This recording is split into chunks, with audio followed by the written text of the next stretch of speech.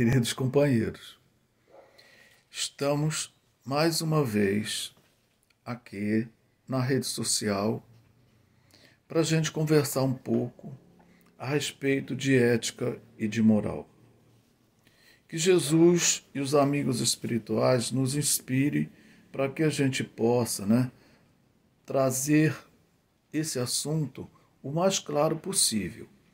Mas dentro desse mais claro possível, eu preferi fazer uma pesquisa de alguns tópicos e vou ler para vocês, dando a base, para que a gente possa ver que não é eu que estou falando, é a doutrina espírita. Porque nós temos acompanhado algumas postagens de alguns companheiros espíritas nos grupos de WhatsApp, onde a gente tem observado que certas pessoas estão se magoando, elas saem do grupo devido a determinadas postagens. E nós temos que tomar um certo cuidado com isso. Isso na reunião de conversando com os seus do SERJ, a gente também não é só aqui em Miguel Pereira, a gente parece que isso está havendo também nos outros lugares. Então, a nossa preocupação é muito grande e resolvemos então fazer uma pesquisa e passar essa pesquisa para vocês. Por isso que eu vou ler as pesquisas, eu não vou fazer nenhuma palestra para que as pessoas não pensem que isso é ideia minha.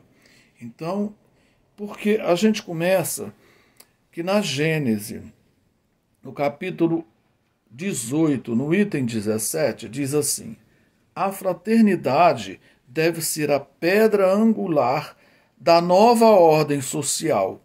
A nova ordem social a gente espera que é tudo depois do coronavírus, não é? E a fraternidade é que somos todos irmãos, nós temos que pensar bastante nisso. Somos todos irmãos. A gente vai começar com a definição de ética segundo o dicionário Melhoramentos da Língua Portuguesa. Ele diz que ética é a parte da filosofia que estuda os valores morais e os princípios ideais à conduta humana. Bom, no mesmo dicionário diz assim sobre a moral. É uma filosofia, é a ética que trata dos atos humanos, dos bons costumes, dos deveres do homem para com a sociedade. Está lá no dicionário. A gente vai no Livro dos Espíritos e na pergunta 629 diz assim: que definição se pode dar da moral? A resposta dos Espíritos é a seguinte: é a regra do bem proceder, isto é, distinguir o bem do mal. Funda-se na observância da lei de Deus. O homem procede bem quando tudo faz pelo bem de todos, porque então cumpre a lei de Deus. Na pergunta seguinte, na 630, pergunta-se assim: como pode-se distinguir o bem do mal? A resposta é a seguinte: o bem é tudo o que é conforme a lei de Deus. O mal, tudo que lhe é contrário. Assim, fazer o bem é proceder de acordo com a lei de Deus. Fazer o mal é infringi-la. Aí deu para a gente saber o que é o bem e o que é o mal. Mas e a questão da lei divina? Aí nós vamos procurar no Evangelho segundo o Espiritismo, no capítulo 11, que diz assim: o maior mandamento. Aí está escrito assim: o fariseu pergunta a Jesus: mestre, qual o maior mandamento da lei? Jesus responde: amarás o Senhor teu Deus de todo o teu coração, de toda a tua alma, de todo o teu espírito. Este é o maior. E o primeiro mandamento. Agora tendes o segundo, semelhante a este: amarás teu próximo como a ti mesmo. Está em Mateus, capítulo 12, versículos de 34 a 40. Então, para se amar a Deus, a gente também tem que amar o próximo. Olha só, que é o segundo semelhante ao primeiro. Não se consegue amar a Deus não amando o próximo. No Evangelho ainda, no capítulo 9, no item 3, diz assim, olha só. Eu, porém, vos digo que quem quer que se puser em cólera contra seu irmão, merecerá ser condenado em juízo. Aquele que disser ao seu irmão, raca, merecerá ser condenado pelo conselho. Raca é uma expressão antiga e significa desprezível, não é?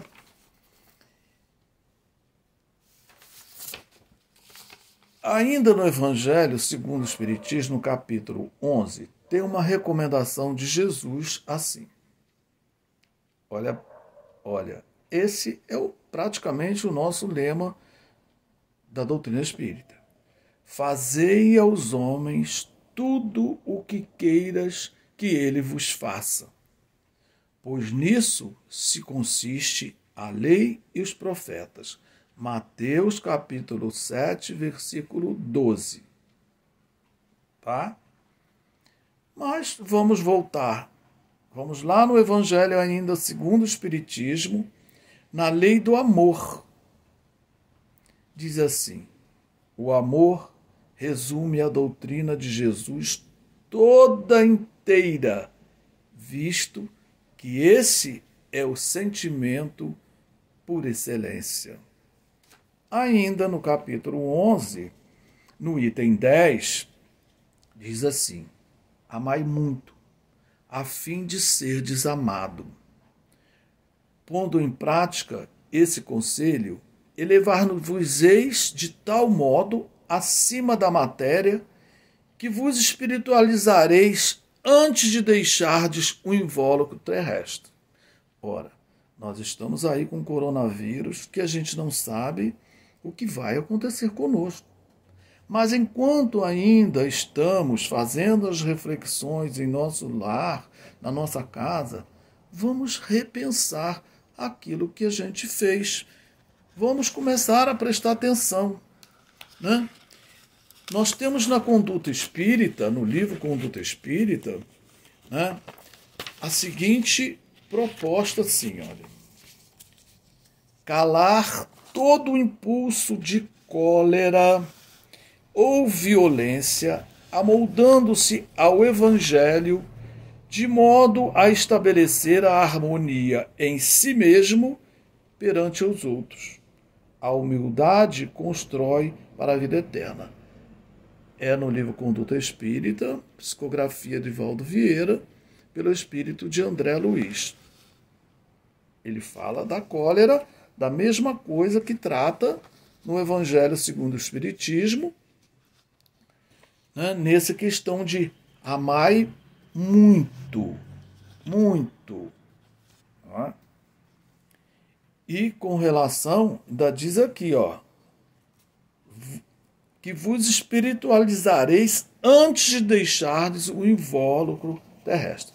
Deixar o invólucro terrestre, todos nós vamos, a gente só não sabe quando, que hora e que a gente vai deixar esse invólucro. Mas a gente ainda está em tempo de medir as nossas atitudes perante as redes sociais. Já que a gente não está perto, de repente, perto a gente não teria coragem de falar muita coisa. Mas na rede social, digitando lá ou falando lá através de áudio, às vezes a gente fala, né? A gente não tem aquele hábito de engolir, fazer com que o Chico fazia, colocar água na boca e ficar quieto. Às vezes, em casa, a gente já está meio irritadiço de ficar em casa, a gente fala o que não deve. Ou então a gente não se contém aqueles impulsos de cólera, de raiva, que vêm naquela hora e a gente acaba magoando o próximo, não é? Ainda no item 10 do Evangelho diz: amar no sentido profundo do termo. Amar no sentido profundo do termo. No capítulo 11, ainda no item 4, diz assim: com que direito se exigirá dos seus semelhantes mais bons procedimentos de indulgência, de benevolência e devotamento do que se os tem para com eles? Às vezes a gente exige, fica só exigindo dos outros, mas a gente não exige de nós mesmos. A gente às vezes magoa os outros e nem percebe que magoa os outros. Aí alguém sai da rede social, sai do nosso relacionamento, e quando voltarmos a nos relacionarmos pessoalmente, como vai ser? Nós somos criaturas que guardamos mágoa. A gente não sabe ter respeito às ideias dos outros ainda. Nós somos orgulhosos, queremos impor as nossas ideias. Então é bom que a gente pense bastante nisso. Aí diz assim, no livro Conduta Espírita diz: a fraternidade deve ser a pedra angular da nova ordem social. É o que eu já tinha dito, né? Aliás, isso não está na Conduta Espírita. Na Conduta Espírita está outra coisa que diz assim: por nenhum pretexto condenar aqueles que se acham investidos com responsabilidades administrativas de interesse público, mas sim orar em favor deles, a fim de que desencube satisfatoriamente os compromissos assumidos. Para que o bem se faça, é preciso que o auxílio da prece se contraponha ao látego da crítica. É isso que tem acontecido. Nós só estamos criticando os nossos governantes, cada um se colocando numa posição de direita, de esquerda, esquecendo que eles têm responsabilidade. Eles foram eleitos. A responsabilidade é deles. Criticando, a gente não ajuda os nossos governantes, pelo contrário, a gente magoa aqueles que estão do lado de cada um. Cada um tem o direito de pensar e estar do lado de direita ou de esquerda. Nós temos o direito, como espírita, de respeitar o pensamento dos outros e orar para aqueles que nos governam.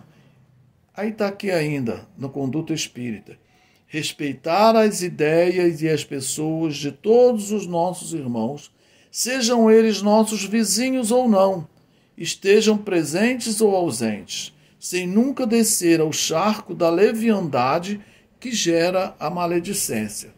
Quem reprova alguém conosco, de certo, nos reprova perante alguém.